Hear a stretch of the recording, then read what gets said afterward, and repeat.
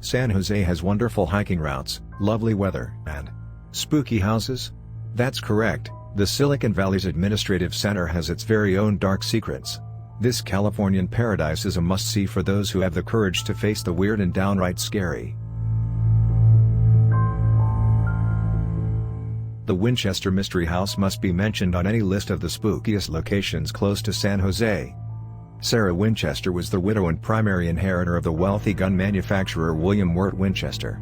Sarah purchased an 8-room San Jose farmhouse in 1886 following the deaths of her husband and small child, and she would spend the rest of her life repairing it.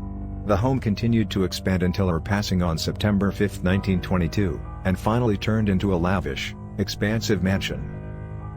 Today, Sarah Winchester's passion project is a well-known museum that preserves her idea. Apparently, several spirits, including Sarah herself, reside there as well.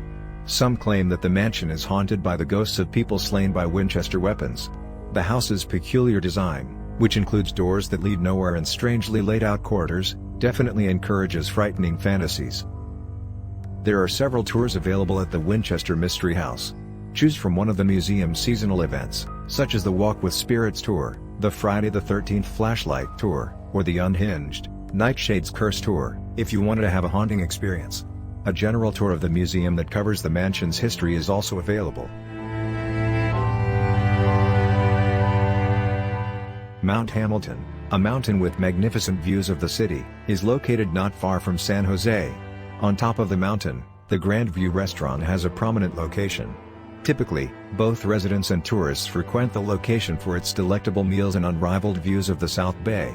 However, the eatery also hosts a permanent, ghostly guest. Nobody is really certain of the ghost's past. She seems to be a young girl who frequently stands on the balcony and stares out over the valley, according to the stories of the employees and visitors. Some blame her influence for the inconsistent lighting at the restaurant.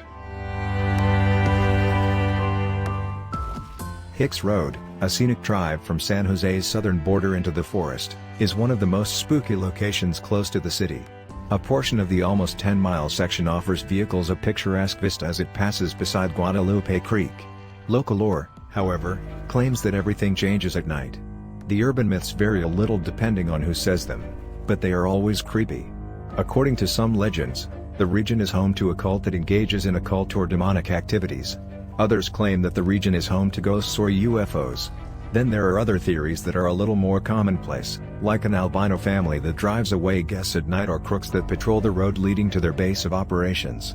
Regardless of whatever one chooses to think about Hicks Road, it has been firmly entrenched in the public's consciousness. Cemeteries are unsettling places to visit by nature. However, some have a worse reputation than others. In the storied New Almaden neighborhood of San Jose, there lies a strange little cemetery called the Hacienda Cemetery. It is located on Bertram Road, which has the name of the ancestors of its most well-known corpse. Well, at least a portion of a body. When he lost his left arm in a hunting accident in 1893, Richard Bertram Barrett, also known as Bert, was just 13 years old. Despite the fact that the youngster survived the incident, his family was required by local law to properly bury the severed leg. They buried it at Hacienda Cemetery, which had served as a last resting place for pioneers and local miners since the 1850s. By the time Barrett passed away in 1959, there was no place in the grave for the rest of him. They then interred his last remains in the 11-mile-away Oak Hill Cemetery. The upscale French eatery La Forêt is located next to Hacienda Cemetery. As a lodging house for miners looking for the priceless metal cinnabar, it opened its doors in 1848. Its proprietors transformed it into the Café del Rio during the 1930s. After 40 years of business, the café adopted its present name and shifted to serving French food. Some claim, however, that the miners who formerly visited the structure never actually disappeared.